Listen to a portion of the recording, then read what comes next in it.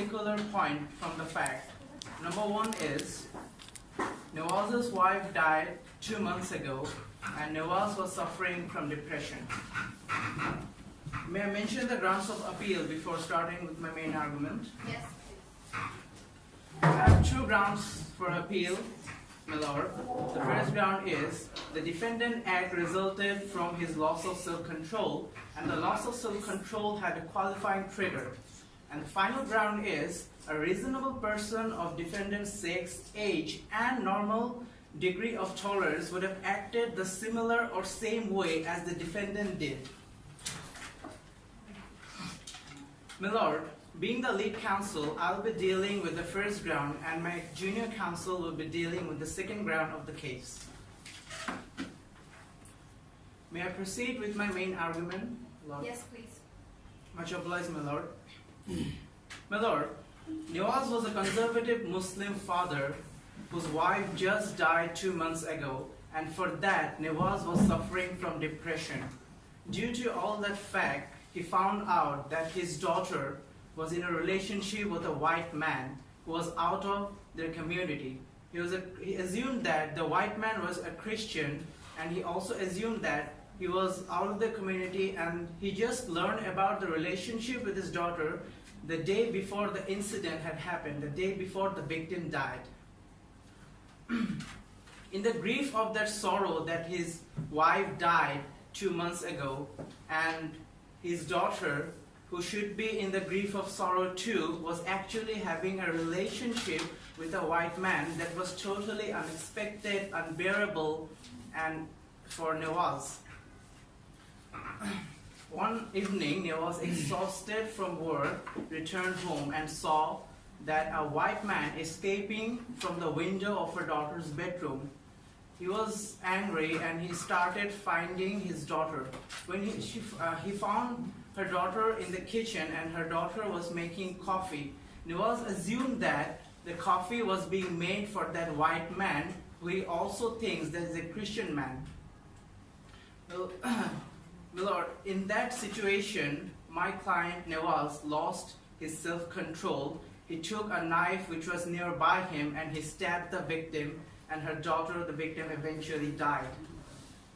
My lord, all this suffering and all this situation that he was suffering from depression, her wife died 2 months ago, considering all the situation, it is assumable that what her daughter did, what was committed, what was done by her daughter was actually a situation of extremely grave character, and it was quite normal for my client, Mr. Nawaz, to think that he had a justifiable sense of being wronged.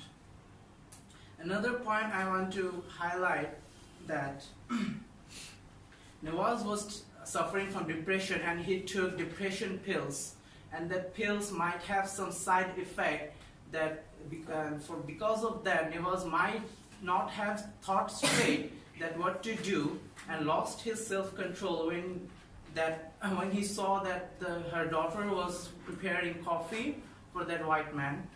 And it was quite normal for Nawaz to assume that the man escaping from her bedroom window, from her daughter's bedroom window, was actually her boyfriend, because he knew that her daughter was in a relationship with a white man. Even though Nawaz didn't clearly saw who that man was, it was quite normal from his opinion to believe or to assume that that man might be her boyfriend. Another part of my agreement, I want to highlight that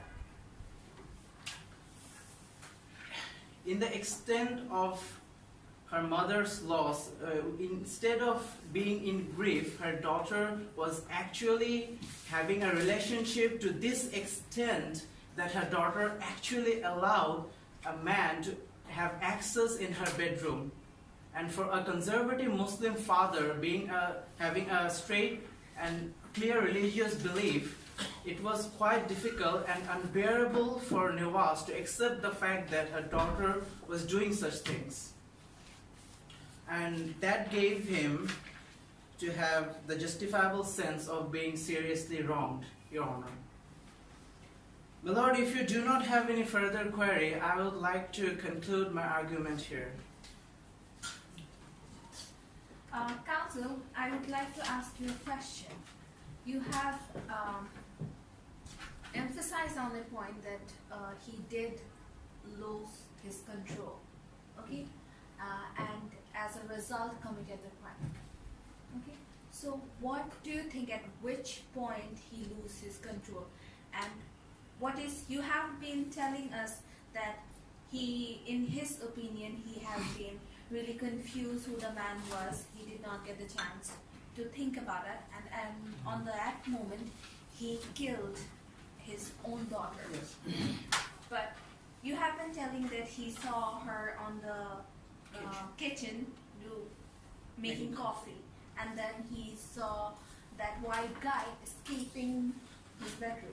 So which one do you think was the trigger that had the most impact on him losing his self-control? Much obliged, your ladyship. I think both of the situation have similar effect to trigger his loss of self-control, because Nawaz knew that her daughter was in a relationship, that was in his mind, and he saw a white man escaping through the window. A white man would generally be a Christian man who was out of his community, and when he started looking for her daughter, he found her in kitchen. She was preparing coffee, and it was quite normal for him to assume that the coffee was being made for that very white boyfriend. So the fact that the man was escaping from the window and that her daughter was preparing coffee, both of the situation is correlated to trigger his loss of self-control. Thank you, counsel. Thank you very much. Can I call the lead counsel to respond? No.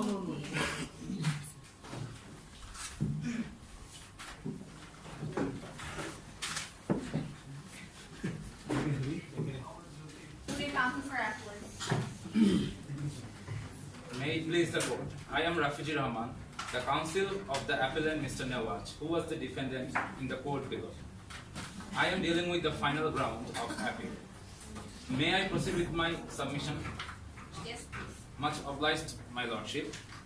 Now, while determining the question of whether the trigger was strong enough to make a reasonable man do as my client did, Section 3 of Homicide Act 1957 provides that jury shall take into account everything both done and said according to the effect.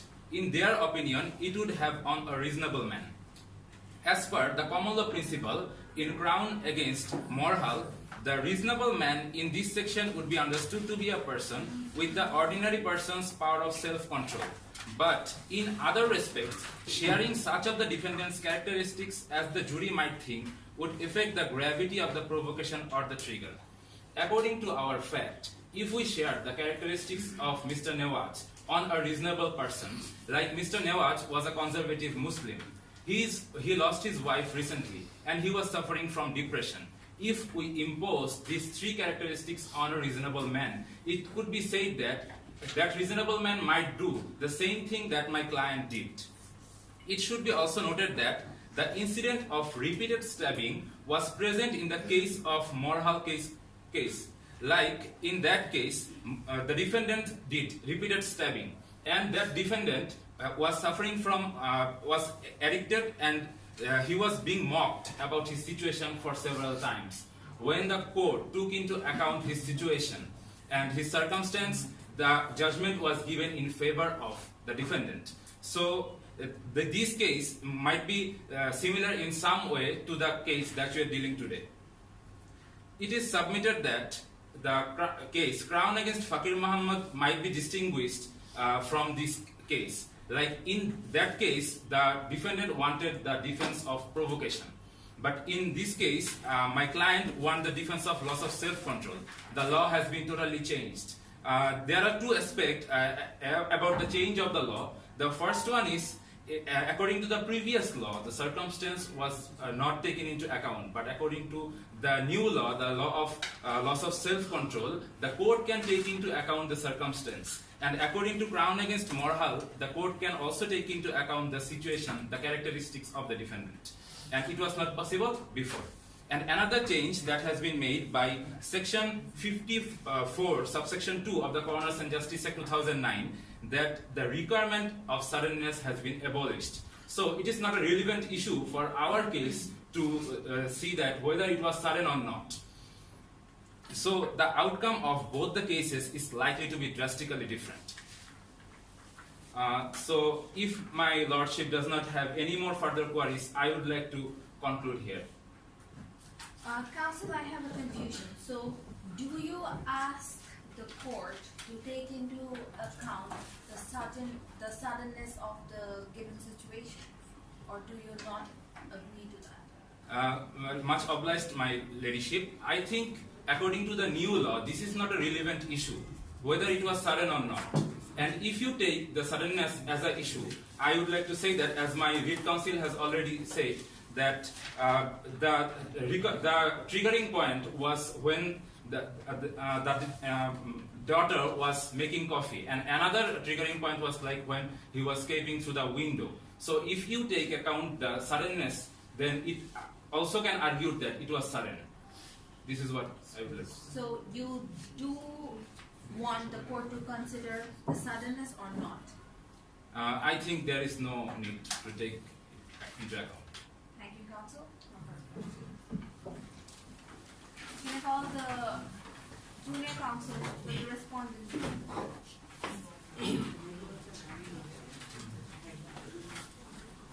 May it please the court, I am MD Naziruddin, the co-counsel representing the respondent for this matter.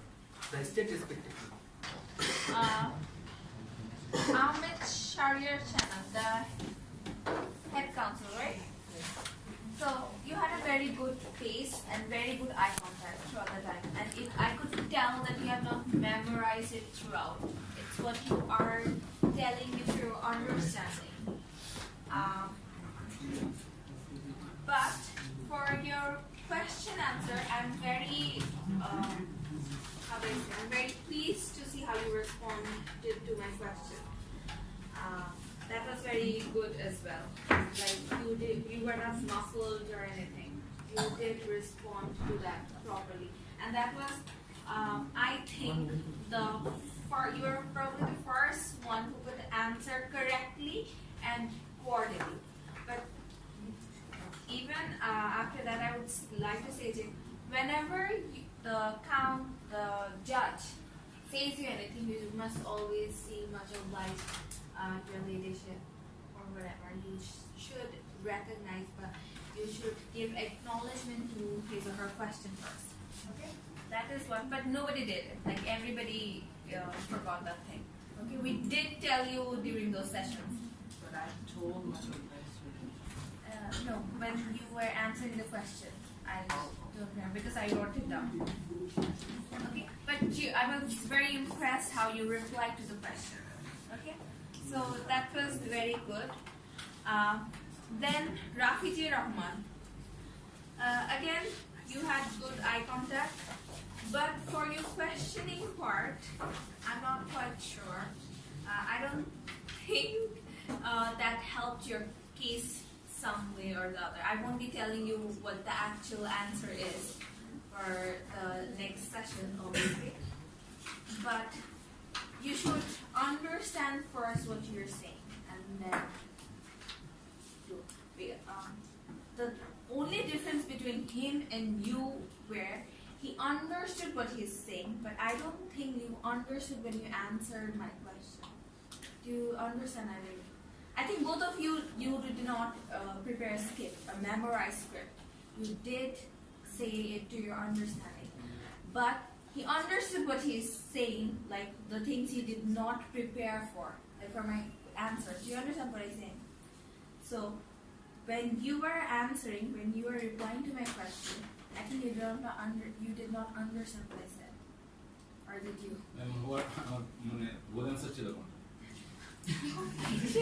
The last session it was but I did not expect it from you, to tell you the truth. No, I think except Marina State, everyone else had everyone kind of incorrectly. yes. And you did it to our face. Say, no, we don't, because your the defense was that, and you said we don't think it's relevant. You understand? Okay. I do understand because you did not have to prepare this whole thing, so you did not do research and did not understand what the law is and what is good for your case and what is not, what is relevant for your case or not. I do understand that. Therefore, you could have like read through it, so you would have understood it better. Okay.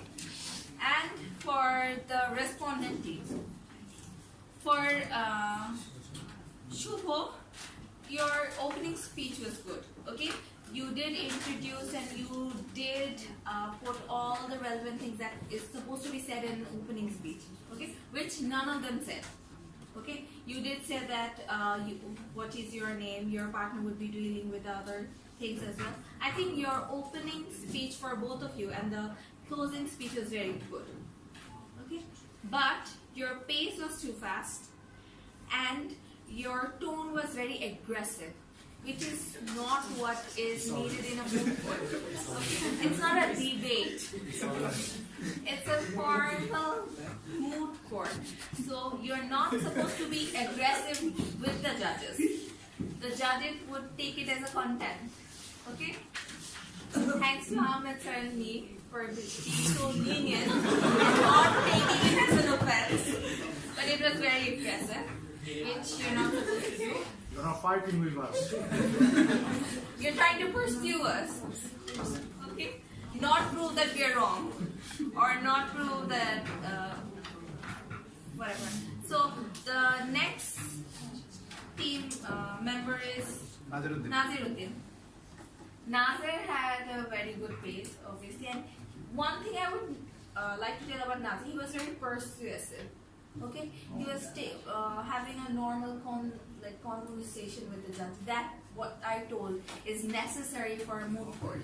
You need to have a persuasive conversation with the judge. You are here to convince him that he should allow your appeal, not the other parties. Okay, your appeal not to agree to the appeal. Okay, so that is what is necessary. That is what I really liked about it. And your closing speech was good as well. I did not question you.